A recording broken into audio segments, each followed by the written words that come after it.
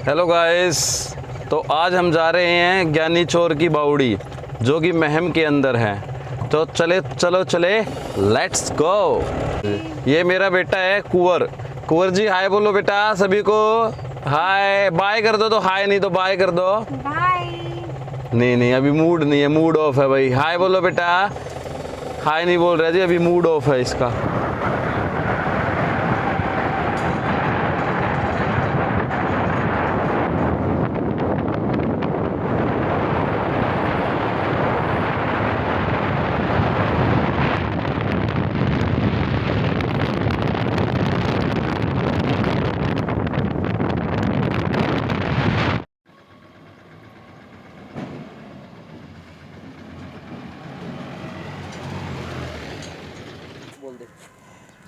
Hello guys, मैं Neha, journey of India में आपका स्वागत है।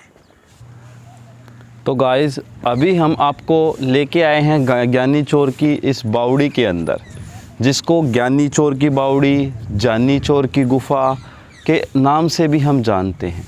तो आज हम आपको इसके इतिहास के बारे में बताएंगे, कैसे था ये, क्या है कि ये जो गुफा है, जैसा कि लोगों से हमको सुनने को मिला है कि इस गुफा को शाहजहाँ के सूबेदार ने बनवाया था और इस इलाके का एक बहुत ही विख्यात चोर होता था जिसको हम जानी चोर के नाम से भी जानते थे। तो हुआ क्या कि जानी जो चोर था वो चोरियाँ करता था। वो अंग्रेज़ों से मुग़लों से छुपने के लिए इस गुफ़ा का सहारा लेता था। ऐसा माना जाता है कि इस गुफ़ा के अंदर एक भूल भुलैया है, जिस भूल भुलैये के बारे में केवल और केवल जानी चोर ही जानता था। तो उस गुफ़ा के भूल भुलैये का ज्ञान होने के कारण, उसको बहुत ही ज्ञानी होने के कारण उसको ज्ञानी चोर के नाम से भी लोग जानने लगे थे। तो आइए आज हम आपको इस गुफ़ा को डिटेल से बताते हैं, इस गुफ़ा के बारे में।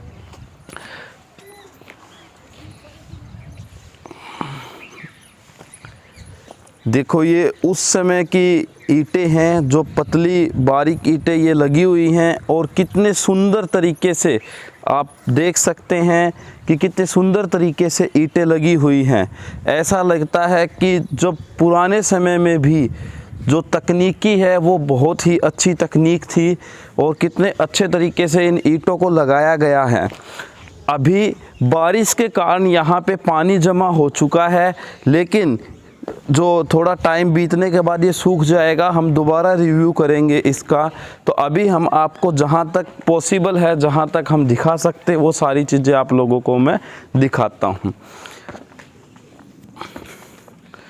तो ये ऐसे पैड़ियाँ आती है, नीचे तक जाती हैं और फिर इसके बाद थोड़ा समतल मैदान आ जाता है।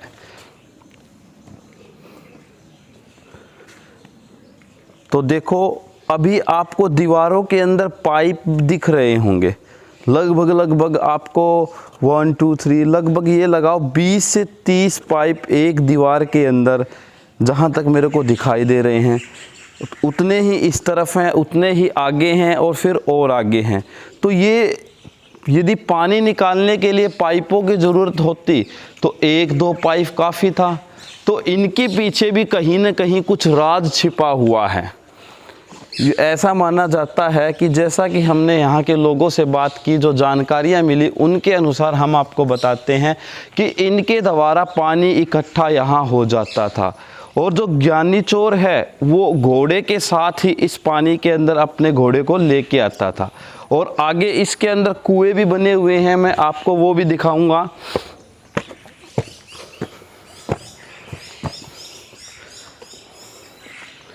जैसा कि आपको यहाँ से बिल्कुल दिख रहा है, सामने है वो एक बड़ा पानी का कुआं है, जहाँ पर ऐसा माना जाता है कि ऊपर से ज्ञानी चोर अपने घोड़े के साथ इसके अंदर छलांग लगाता था और उस घोड़े से वो, और इस गुफ़ा के अंदर कुछ ऐसे खुफिया रास्ते हैं जिन रास्तों का केवल और केवल ज्ञानी चोर को ही पता होता था, जिसकी वजह से वो दुश्मनों के, मुग़लों के और जो अंग्रेज़ों की सेना की आंखों में धूल झोंक देता था। अभी हम आपको लेके चलते हैं और थोड़ा ऊपर की तरफ। आ जाओ।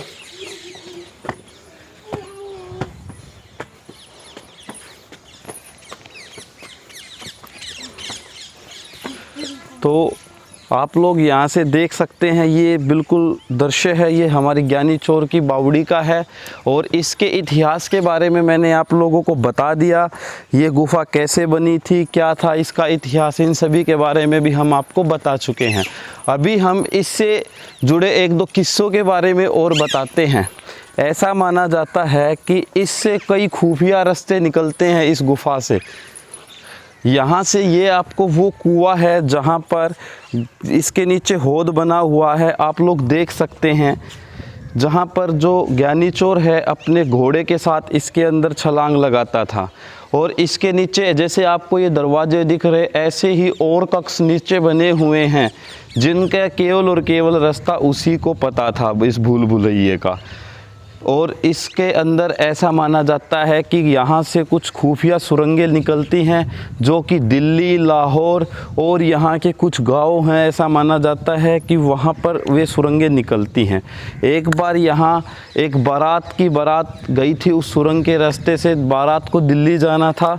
जल्दी पहुँचने के लिए कुछ लोगों ने प्रयत्न किया कि चलो हम इस गुफा के रास्ते से चलते हैं। तो आज तक ना तो उस बारात का कुछ पता लगा, ना उन बारातियों में से कोई ही आदमी का कोई पता लगा। तो ये इसके अंदर बहुत ही बड़ा एक ट्रैप है, जाल है भूल भुलैये का, जिसके बारे में केवल और केवल ज्ञानी चोर ही जानता था। और वो लोगों की बहुत मदद करता था। जो चोरी का सामान सेठों से, बड़े बड़े राहगीरों से, बड़े बड़े लोगों से जो लूट के लेके आता था, वो सारे के सारे सामान से वो गरीब लोगों की मदद करता था। तो यहाँ से बिल्कुल एक छोटी ही सीढ़ियाँ दिखाई दे रही हैं, चलो मैं इनको पे आपको लेके चलता हूँ।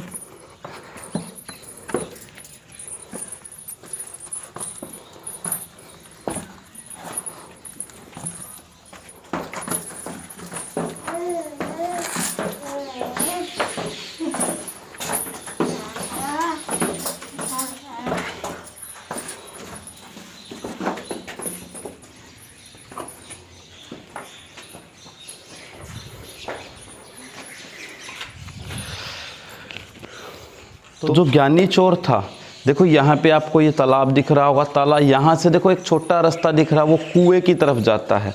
उस तरफ जो है वो कुआं था हमारा, आपको दिख रहा है। थोड़ा पानी ज़्यादा होने के कारण मैं आपको पूरी डिटेल से नहीं दिखा सकता, फिर भी जो पॉसिबल है वो मैं आपको दिखा रहा हूँ।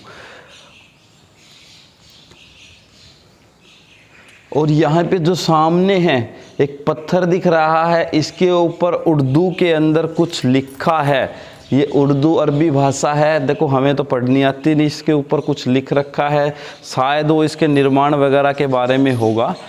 ठीक है, तो यहाँ से भी इसका एक रास्ता है छोटा, लेकिन नीचे पानी है, पानी के कारण हम नीचे नहीं जा सकते।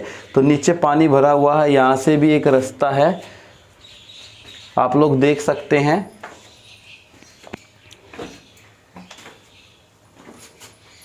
हमारे कैमरामैन आपको दिखाएंगे कहाँ तक पानी भरा हुआ है।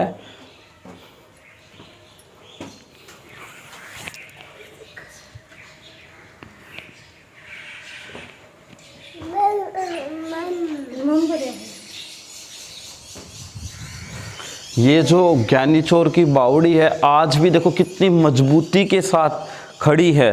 कितना समय बीत चुका है, यहाँ चूना पत्थर और ये बारीक ईंटों से सारी की सारी इसका निर्माण किया गया है, जो कि बहुत ही मजबूत है। और जैसे ही इस गुफा के काफ़ी रहस्य ज्ञानी चोर के साथ ही दफन हो गए, इस गुफा के काफ़ी रहस्य। यदि आप लोगों को यह जानना है कि ज्ञानी चोर जो ज्ञानी चोर हैं हमारा कब पैदा हुए, उनके पिताजी का क्या नाम था, कैसे था, उनका बैकग्राउंड क्या था, उन्होंने ज़िंदगी की चोरी पहले कब की, क्या है क्या नहीं, आपको कंप्लीट डिटेल्स जाननी है तो आप कमेंट बॉक्स में डालें, मैं आपको उनके बायोग्राफी के बारे में बताऊँगा नेक्स्ट वीडियो के अंदर। तो अभी हम पहुंच चुके, यहाँ से वो आपको गहरा कुआं होद है जो दिखाई दे रहा है। यहाँ भी एक कुआं बना हुआ है, आ जाओ हम आपको इसके बारे में बताते हैं। कुएं से देखो जस्ट एक पहले यहाँ एक होद बना हुआ है, जिसको शायद कुएं से पानी निकाल के और राहगीरों के पीने के यूज़ के लिए या अपनी दिनचर्या के यूज़ के लिए इकट्ठा करने के लिए बनाया गया होगा। इस होद को देख करके ऐसा ही लगता है। अब जो दूसरी बात आती है, यहाँ पर एक आपको विशाल कुआं दिखाई दे रहा है।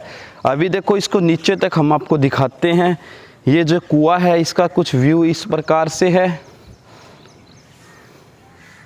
अभी इसके अंदर पानी का स्तर काफ़ी ऊपर आ चुका है, लेकिन जैसे ही गर्मियां होती हैं अप्रैल मई के मंथ में ये थोड़ा नीचे चला जाता है। अभी आपको सामने की तरफ यहाँ दिखाई दे रहा होगा, यहाँ पुराने समय में पुली लगे होने के एहसास हमें दिलाता है। यहाँ से ऐसा लग रहा है कि कभी प्रॉपर तरीके से पानी निकाला जाता होगा अपनी ज़रूरतों को पूरा करने के लिए। और लोगों की मान्यता ऐसी भी है कि ज्ञानी चोर जो अपने घोड़े के साथ इस कुएं में भी छलांग लगाता था और इससे नीचे जाने के रास्ते और राज भी केवल और केवल ज्ञानी चोर को ही पता थे। तो आपको ज्ञानी चोर के बारे में और ज़्यादा पढ़ना है, थोड़ा डिटेल से जानना है कि उनका जन्म कब हुआ था, पिता का नाम क्या था, माता का नाम क्या था, उनको सबसे पहली चोरी उसने कब की, तो आप कमेंट बॉक्स में डालें। मैं आपको बायोग्राफी बताऊंगा ज्ञानी चोर के बारे में। Thank you for watching.